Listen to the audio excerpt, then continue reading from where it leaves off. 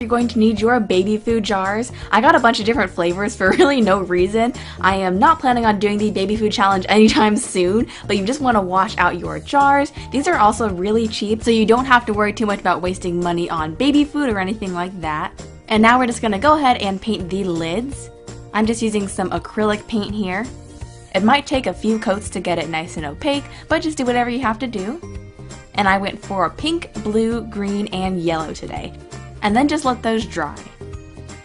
And now we're just going to go ahead and make our polymer clay charms. You can find polymer clay at any craft store, and this was such a throwback for me. I used to do polymer clay videos all the time.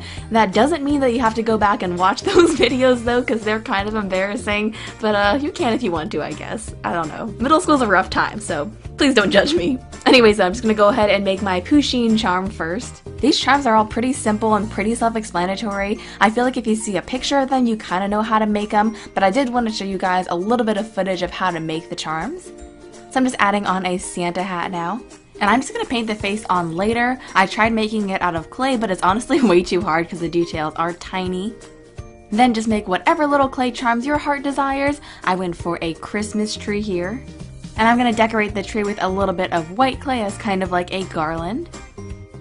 You'll also want to add a little star on top of the tree. And of course, don't forget your ornaments too.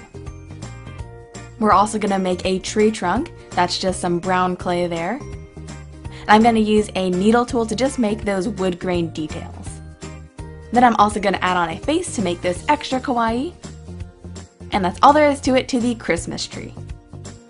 I'm also going to make a snowman here. This is just some white clay. I'm going to add on some different buttons, along with a little carrot nose, some eyes, and they can smile too. He also needs his little top hat. I'm just using some black clay for that. And then I'm also going to roll together some pink clay and black clay to make the top of his hat. And that's it for the snowman. And then finally, I'm going to make a gingerbread man. I'm using some brown clay here. And you're just going to add on some arms and legs. These can be a little bit delicate, so press them on really well. You'll also want to add on some decorations like buttons. I made a little bow tie here. Then I added on a face and a little smile too, along with some more icing details. And then we're going to finish it all off with some sprinkles. Just like that. Now lay these on a parchment paper lined baking sheet and just bake those off at 275 for 15 minutes. They're going to look basically the same when they come out of the oven, and now we're just going to add on some final details using acrylic paint. Don't forget to add on Pusheen's face, and some white dots for the snowman. I also baked off some extra pieces. These are just kind of little decoration bits to go in our snow globes. And I'm going to take some white paint and just paint on a ribbon for the presents.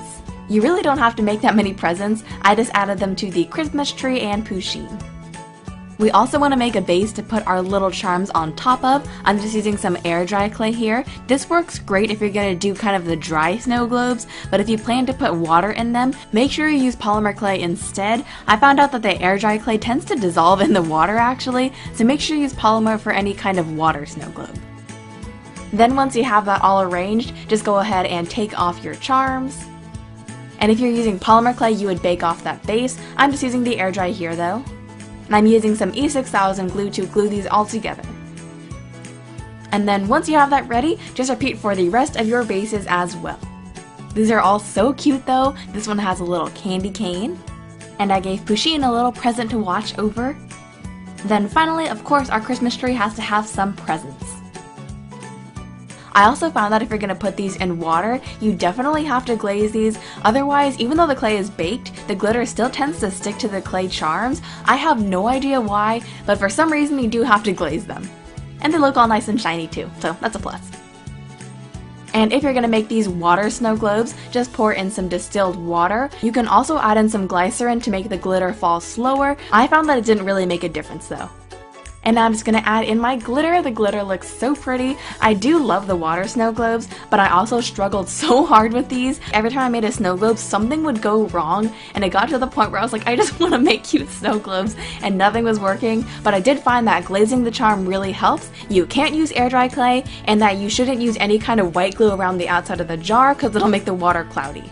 But this guy does look super cute. I do like the water. It's just that the image gets a little bit distorted like I was saying, so I decided to make these faux globes. To make your faux globes, all you have to do is grab some cute sprinkles and then just add them to your jar. I'll have this sprinkle mix linked in the description box below. They are adorable. And now I'm just going to add on my snowman. Then flip it over, and that's all there is to it. These are such a cute alternative, and they are really simple.